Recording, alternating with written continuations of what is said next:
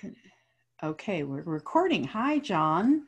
Hi, Vicki. I am here, everybody, with John DeGraaf to have another wonderful conversation about possibilities for the future.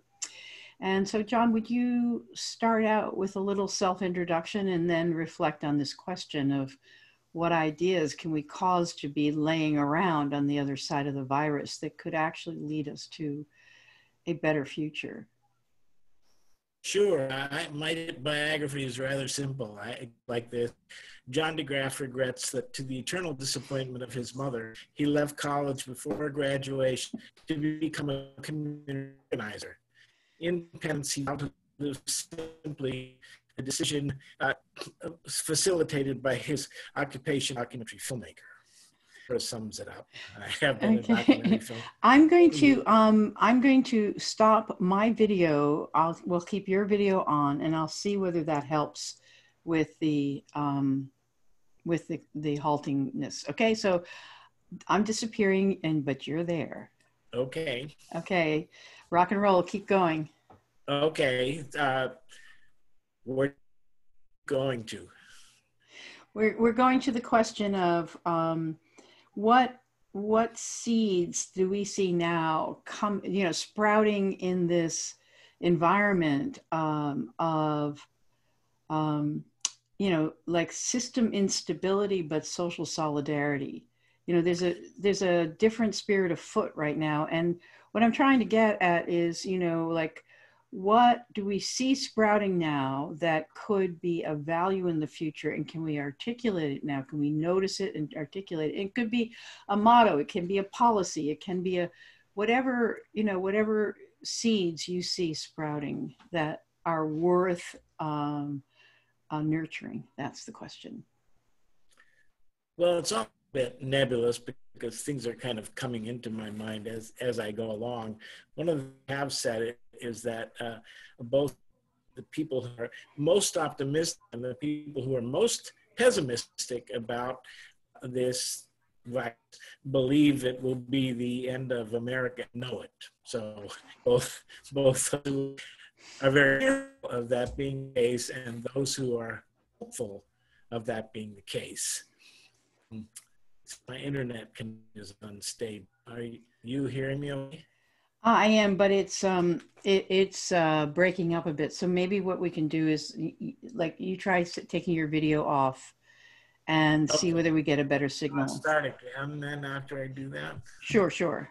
Yeah. Okay, hang on. I'll get rid of my video. See if. Okay. So anyway, here I am with John DeGraaf, and so John, would you do a little bit of your brief bio, and then reflect on that question of what do you see sprouting now, that what possibilities do you see sort of laying around that we can articulate and blow on and cultivate, not in a sort of aspirational way, but in a very practical way? Like, what can we do with what's emerging so that we can grab onto it for the future? So over to you, John. Sure. I'm somewhat hopelessly practical, but let me make the bio first. It's rather brief. It's John DeGraaf regrets the disappointment of his mother. He left college before graduation. Organizer. In Paris, he vowed to live simply, a decision reinforced by his profession as a filmmaker. That kind of sums it up. I have been a filmmaker and a writer all of my life, and trying particularly to look at the question of quality of life in America and all those things that really get into the major of quality of life. When it comes to, in a big way, one of the things said about this virus is that both the people who are pessimistic and the people most optimistic about the outcome of the virus believe that will change America in a great way. America will not be the same. I'm one of those optimistic that I actually am not unhappy about the idea that I don't think America will be again. I think it's most important from this.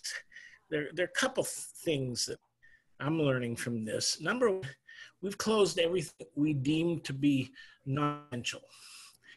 And that it's a question, what in fact is essential? What's essential over the long run? What do we need to come back to? Really, do we need to come back to all of the stuff that we shut down as we assumed it was inessential for a life as we know it?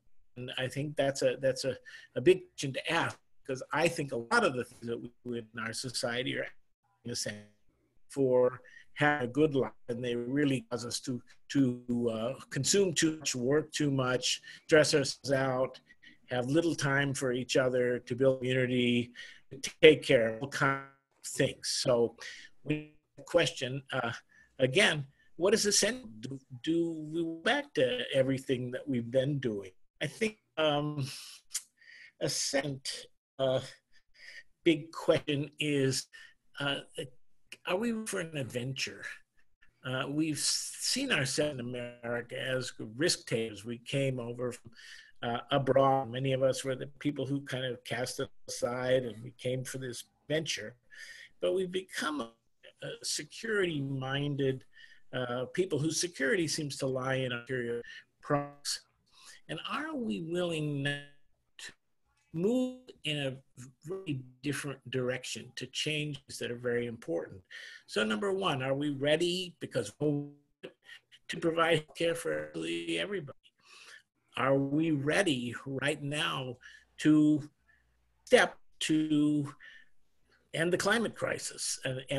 But we realize when we argue dollars and cents here and there in the government, and we were willing tax cuts to, and when we felt we couldn't spend on anything worthwhile, we somehow realized that we can put $2 trillion and probably more than $2 billion take care of something that in fact is real. And if we can do that, what else can we do? What else can we can use this money not to return to normal, but in fact to restore the environment, to deal with climate change, to build the kind of alternative energy system we need to take care of all of those kind of things. And I think that's a big question for us, but it's one that is now thrown open by what is just, we have suddenly gotten a very enormous dose of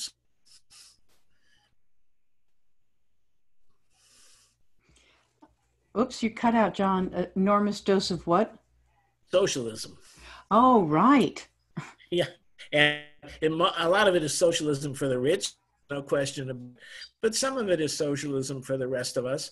But the real question is socialism for purpose. What do we really want to do? Just use it to restore business as usual, or use it in fact to move in a different direction that's going to make us happier, healthier, and more connected with each other? So do you, but I mean, you and I have been working on this for dozens of years. This vision of both the environmental integrity, the beauty of nature, the connected human condition. We've been working for this. Is there, where do we put our little popsicle stick lever in to move things now that COVID has made has revealed some things to it? Is it in the national political system? Is it in state, local? Is it in institutions? Is it in films? I mean, do you need to be making a film now? How is it that this agenda could move? Well, I think we all have different, skills and talents and to connect on these things. I certainly want to do some communication sense with this, although I don't exactly know. I have this certainly at the national level because it is a big thing. It's an international crisis. It's the first truly international crisis that has involved the whole world and has made us realize how interconnected we are. But in another sense, it's a local issue that we are realizing now as we come out of this, as we've been isolated, maybe isolated for weeks, who knows, we'll probably realize all the more how much we need other people. And like to have other people around and would like to have time for people, and how it's possible to have the time, but in this particular circumstance, that time isn't available for other people because we can't get together with them. But if we weren't working so much, we would have time like we do now, but that would be also time that we could be out there connecting. We could be out there in nature, could be doing the kind of things you do with local food. We could be doing so many other positive things. One will understand is the value of having more parks and more open space, because it's the coming together of people. Density has its purpose, it has its value, but not density that is also coupled with sprawl. What we need is density that's in small bits of density surrounded by the accessible green space for people. That means smaller cities, medium-sized cities. It means changing the patterns of movement we have, smaller places and together, but much greater access to the natural world, with much greater access to farm. And also, I think that we will need to link production in a way away from everything being international, the food supply, all of these things, to doing, again, things a lot more locally, farming locally. We should be spending money. If we've got money to spend for education and all those, we should be using money to do a number of things. Number one, we should be training young Americans, because many young Americans want to farm. And if we could train them and make that possible and subsidize that farming in the way that we're subsidizing all kinds of other industries, that would be a far better thing for many, many young people to do than to just become computer engineers, which is what we seem to think education is about, is people to be high folks and go join the World Amazon or something. So the possibilities are endless, and my problem is to get a finger on where to start, because this is a great opportunity to rethink our rather crazy society. Also, right. To rethink society in which we are just impatient about everything. I mean, if this anything, for example, being shut in for this period of time and having to put up with it, to teach us a little bit of patience. It ought to teach that, in fact, we waited 6 weeks to see each other. We can wait 5 days to get our package from Amazon. We don't have to do everything instantly and have everything the next day. But the point is, we really have to talk about these potential lessons and think about them. Mm. So when you say talk about, I want to pick up on that. What channels? I mean, number one, we're having all these Zoom calls. So where are the fora? Who needs to talk to who about this such that it continues? You know what I mean? It's like we have to talk about it, but where and how? Well, I think as many places as we can. I think these kind of call stuff for the short term are very important to do. I mean, I hope once we get beyond this, it'll be much more things you did with conversation cafes, the small meetings, the city gatherings and events, and we will be writing about these things and raising the kind of questions we've raised. Is the economy for anyway? It's a question I raised in one of my books. I think this asks us all the more, what in the world do we value? We suddenly realize, and a lot of people don't realize it yet, and the president has forced to admit it, that most of us value people more than we value this called the economy. We value this more than called the economy. The president want to open things right up, get us and move, doesn't matter how many people die, etc. He can't do that. He can't do that because the American people won't let him do that, because our values are not yet that screwed up. So that means that we can build on that. We can say, since those are the things we value, how do we improve health? How do we improve human life? And that has to come from the leader and even the of our leadership, the Warrens and Bernie Sanders, others, have a somewhat narrow concept of what equality means, because they see equality means equalizing the amount of money and income that people have, but they don't really say anything about the nature of the things we buy and consume, spend our money and spend our activities doing. It's the even bigger question: how do we rethink what equality is for and what life is for, so that I think we don't just have an inequality in this country. We have an inequality access to health. We have an inequality of access to nature, inequality of access to beauty, to all of those kind of things, inequality in access to community, social connection. All those have to be talked about and put to the forefront as we contemplate the future. Right. John, I really, really, really think you ought to capture some video whenever you can or however you can. That's one way I think your capacity for storytelling, not that I'm assigning you work, but is so important. I mean, just this interaction, is pulling articulation out of you and out of me. It's somehow this has to go forth anyway. Yeah, one of the things that you said made me think that one of the things that we can see now that was impossible to see before is that if we don't want to rely on the government for whether it's a universal basic income or subsidies or whatever, that sharing the work, sharing jobs, whether it's like a 4-day work week where, there's one crossover day where, the two people who occupy the same position cross over and have a meet, but, so that everybody has a 3-day weekend and everybody has a pay cut, let's say, a 30% pay cut, but that's really better than, or 40% pay cut. It's so much better than, some people being overworked and, there's like a job scarcity. And, we know that in the Depression, one of the ways they handled that is they put people to work on public works.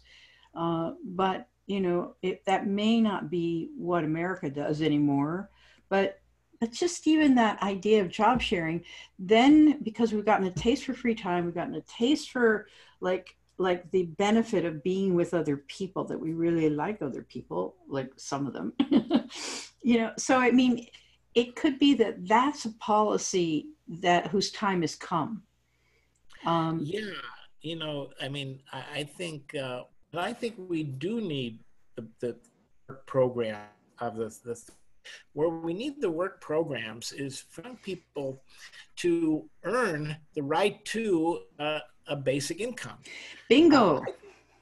The idea is people perform a certain amount of national, say a couple of years, that guarantees them a basic income time. I think something conservatives buy. It's not giving somebody something for, but that work and that service really ought to include things like restoring the environment. The hills of Virginia and Kentucky, full of strip mines and mountaintop removal, absolutely destroyed hillsides and ecological zones and things. That kind of stuff can be restored. We can put the dirt back in and replant a diverse canopy of trees, but there's a lot of work there. And that is work that's essential and worth because it's for the future.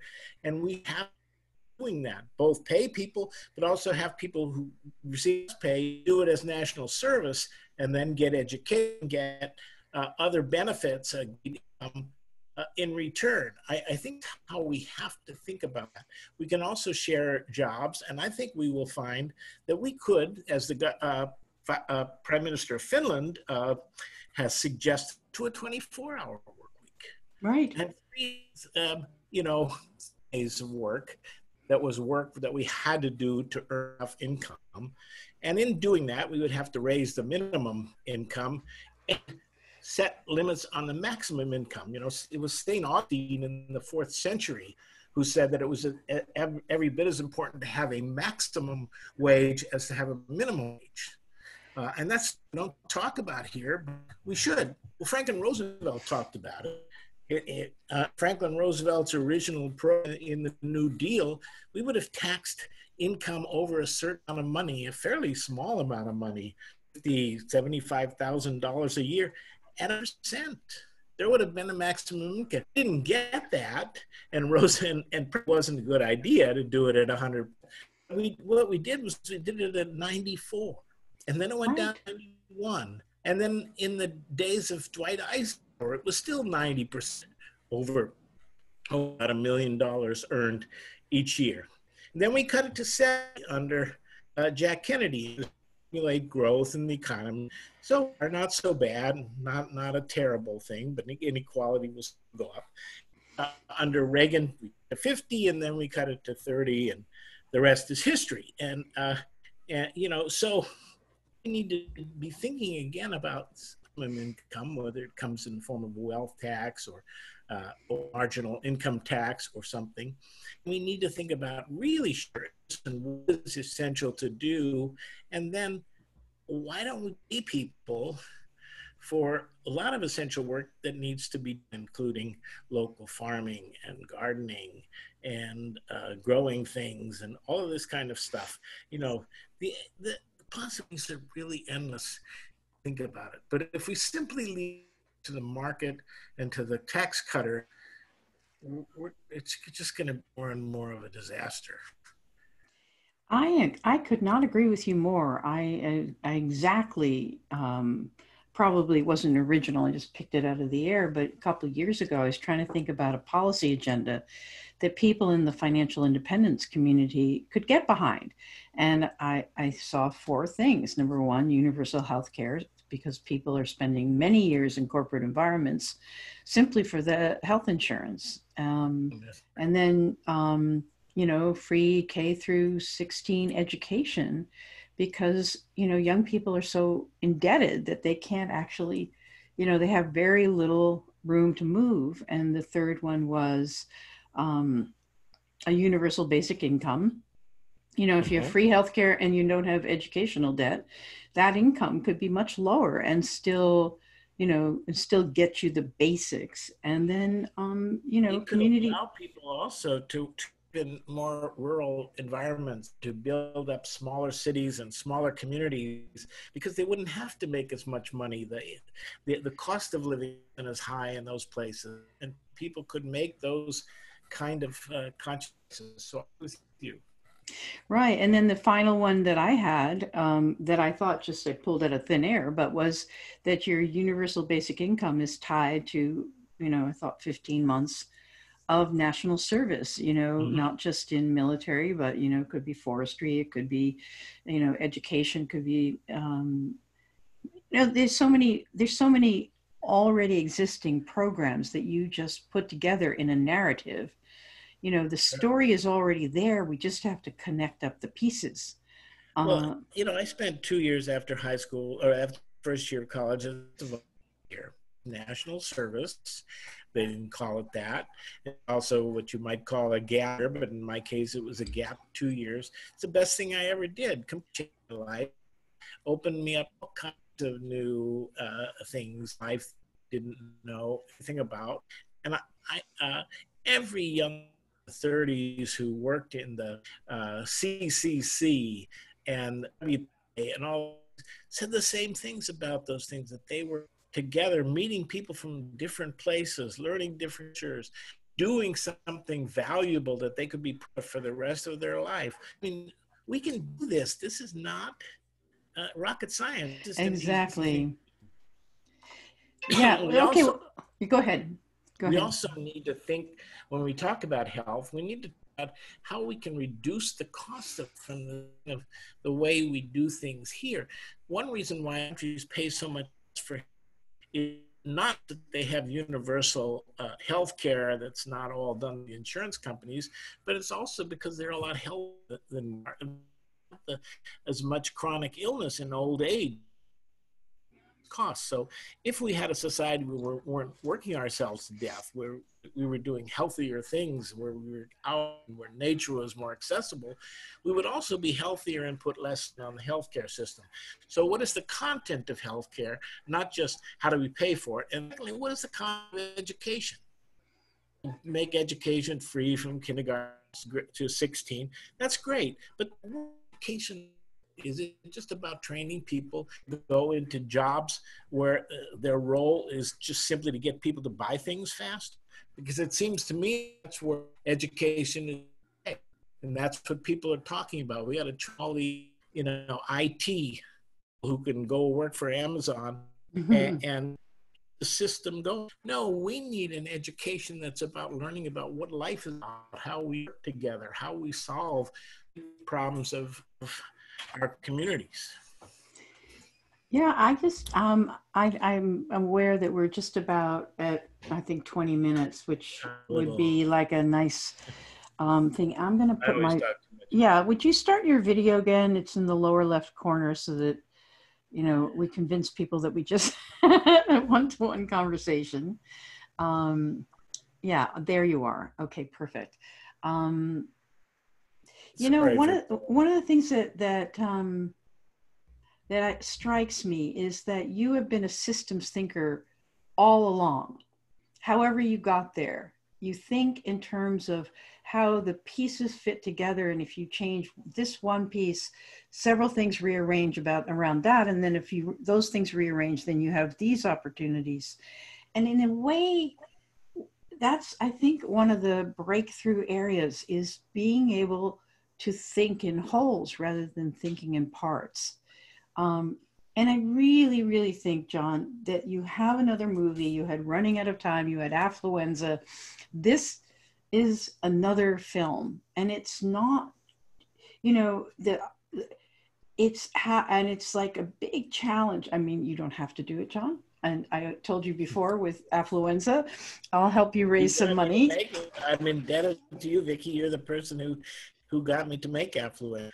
Yeah, so I'm not like looking for credit, but I just think, this idea of systems, thinking about the systems that create a wholesome society, it's like almost like what you're talking about is wholesomeness, which is whole, and it has wholeness in it, and it has that feeling of that beautiful, generous spirit that has been, as you were saying, like in the 50s and 60s, however socially repressive us teenagers thought it was, there is, I'm not hearkening back to the old days. I'm just saying that there's got to be something that expresses this wholeness. I don't know how, I don't know how to do it, but it's whether it's in graphics or interviews or I don't know what it is. But that's what I'm taking away from this conversation. That and the fact that, if you attack the economy or you attack the financial system, everybody's up in arms. But if you talk about sharing the work, if you ask the question, what have we learned about work and jobs that could, make people's lives better in the future, I think that conversation has more space around it now. I think we found that with the Take Back Your movement, though it didn't accomplish all the things we wanted to, it really allowed us to have conversations with people all over America, in the South and other places, because time is a value that people do understand. And we always, so yeah, I think you're right. And I'm working on a couple of new films, and they're kind of coming at the same thing with slightly different perspective. One is about a city of Vallejo, California, which is trying to progress as a city, a place that was a tough stricken place in many ways, so forth, in a holistic fashion that's about nature and beauty and connection and all of those kind of things. And the second one is a biography of Stuart Udall, former Secretary of the Interior, who is my favorite, absolute favorite political figure of all time, because all that he did without this kind of holistic thinking. He was just an environmentalist. He faces him. He looked at how they're connected in this final goal of improving and changing the quality of our lives, getting away from influenza and the consumerism, and having a better life for everybody. That's what it's all about. I think his story is inspiring in that way. That's awesome. I was just thinking, I'm not trying to run your life or anything, but, you know, it's like a tale of three cities or something. If there could be an inquiry into places that are working and places that are not, and, you know, they could be the same socioeconomic class, you know, like just an inquiry into what's working, you know. And it's not just two cities, because you have to have three so that it doesn't look like there's good guys and bad guys. But anyway, I'll talk to you offline about these things. And okay. it also, I'm sorry to go ahead. Yeah. No. I, you know, when I feel with two projects a little overwhelmed, but there's, who knows? No, I'll help. I'm guaranteed, John, I will help however I can to bring forth your vision. You know, affluenza would never have happened except for you. Yeah. And affluenza has by far my most successful film, right, in the sense of getting a message out to lots and lots of people. Exactly. That's what we need. Get a message out to lots and lots of people. Okay, my friend, I'm so thankful for this time and for people who are watching this. I regret that we missed the video, but hopefully you enjoyed doing dishes or something. Yeah. Well, thank you. Yeah, no, I appreciate the time and all of your wonderful work, which you never cease doing. Keep it up, and thanks for spending some time with me. Yeah. Okay, my friend. Ciao. Bye-bye. Bye.